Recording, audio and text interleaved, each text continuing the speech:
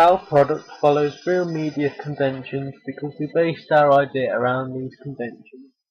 We had three ideas which were narrative-based, performance-based, and the surrealist-based piece.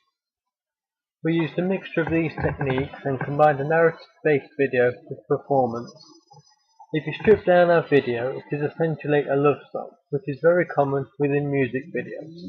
Along with this, we used a DJ, which we cut to show him at his desk. The DJ is the artist we created. We challenged convention because we chose not to show the artist's face or anyone's face in the video. We followed this convention by making his visual image, and even on my digipack he uses a mask just to cover his face. This image makes him easily recognisable by fans and people who aren't fans, but they could still identify this artist.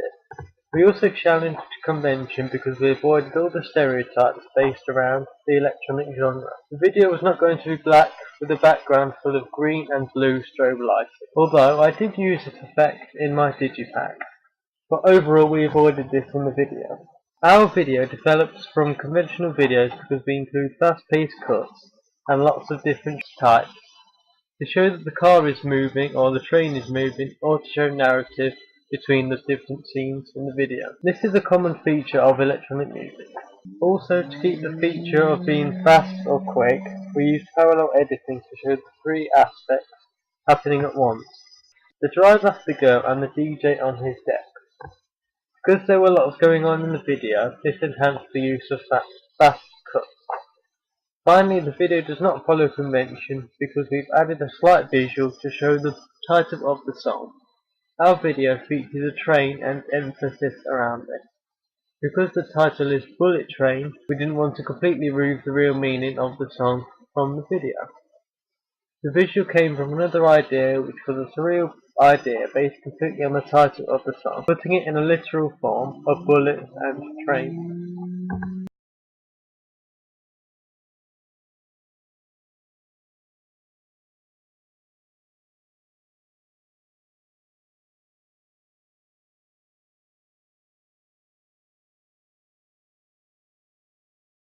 I think that the combination between these two is good because we followed conventions or traits within the genre.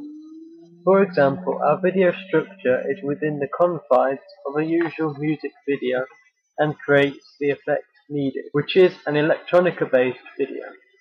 Our ancillary texts are also effective because we analyze different digipacks and magazine adverts which we created with our own images and make-believe artists. However, the artist I created, DJ Catalantic, does not really relate to our chosen song or the music video we created, because my digipack is based around pictures of cats and strong neon, futuristic and spaceflight, which are like the film Tron or Fantasy Man from the comedy show, or just the general stereotypes that you would associate with the electronic genre. But different elements of the video could be relative to my artist. Because we had a performance element, this was a created DJ character which shows the person who makes all the music associated with my artist. However, this could have been solved if we had used a surreal video or a solely performance-based video. A surrealist idea would just leave our video hanging in the air without attachment to any artist or idea, and could also work with all the artists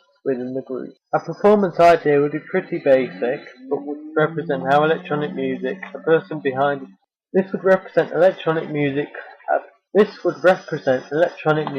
because it would show a person behind a desk just putting a collection of sounds together. And again, this could work for our entire artist we created. Because with the digipacks and the adverts, it would just be a persona or a created front for the person making the music. Overall, I personally don't think my main product worked with the ancillary pieces, because I didn't create a link between the artist I created and how the artist would make a video. But the music video is a single from the album, which is why it may not link up. However, I feel that sometimes the aspects can work without a real meaning. The feeling that absurdity is everything, the idea there is no real placement on certain aspects. This could be a trait for my artist. Although it's mostly based on cats, tons. Everything else that he does is completely different to this. He tries to make it his own thing, which his trait could be that everything he does not follow anything in particular, but it is its own thing.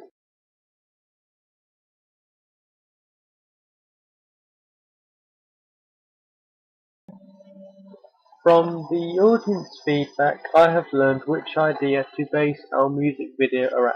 We talked all about interviewees, the 3 ideas we had, to which they said what they liked about it and whether we should use it, and whether it fits in with the chosen genre. This was vital for the video because in effect they are the target audience, which are young adults and teenagers. So what they said is what we needed to do in order for the video to appeal to them and to a wider audience. Also, we asked them what they personally like in music videos. This again was used to influence the video and how it would appeal to them. Our participants chose a narrative-based video because it fitted correctly with the song we had chosen. They were also asked to talk about the electronic genre itself and what they associate with it, to which they spoke about colours and what colours would work. For example, bright colours such as pink and green. Finally, along with choosing the idea, they were also asked the idea of the duration of the video. Overall, from my audience research, I have learnt people's ideas of Overall, from the audience research, I have learnt people's ideas of electronica and how it is viewed from outside the media group. With being the target audience too, everything they said was took into account for the music video. We did experience some technical difficulty with the audience research. We lost the clips to some interviews we did before the video we have now. The clips had more detail in them and a few more people interviewed, which would have gave us more feedback and guidance for the video. Although our audience research interviews were mostly to our target audience, we could have gotten better feedback from someone who wasn't part of the group. For example, a girl or someone who isn't familiar with electronic music. This would give us better feedback from outside of the fans. This would have guided us to making our products which could be viewed and enjoyed by everyone. But overall, the audience feedback helped us shape out the video. They decided on which idea we should use, the length, and what key features to include.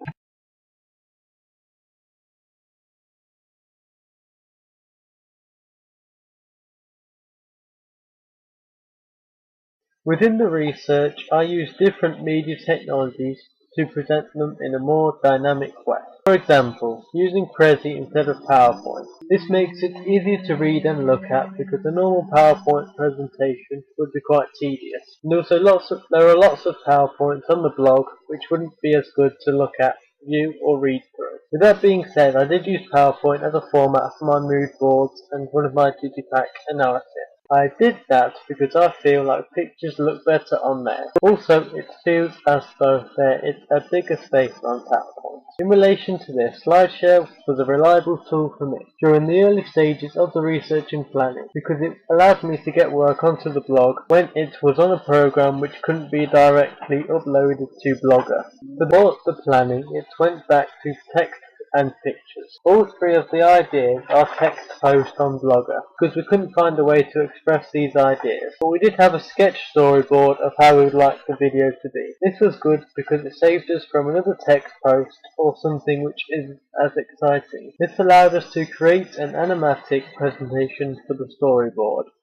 This again made it more viewable and easier to view, as opposed to reading about an idea that has been created. We discovered lots of problems with media technologies when it came to editing clips or interviews, because the way they were recorded, that file type wasn't ready for putting straight into the editing software, so they had to be converted.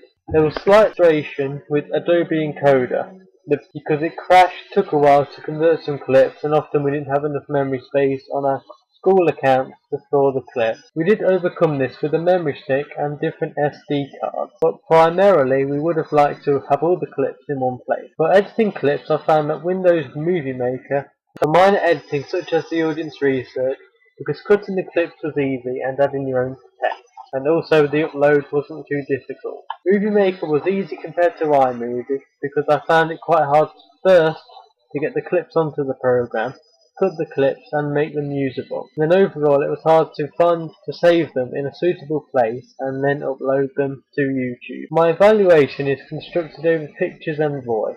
I feel this is the best way to do it, because this is able to show more of what I'm talking about. So for example, I could mention the artist that I create, while showing a picture of the artist. This makes the evaluation video watchable, as opposed to just voice clips with one still picture.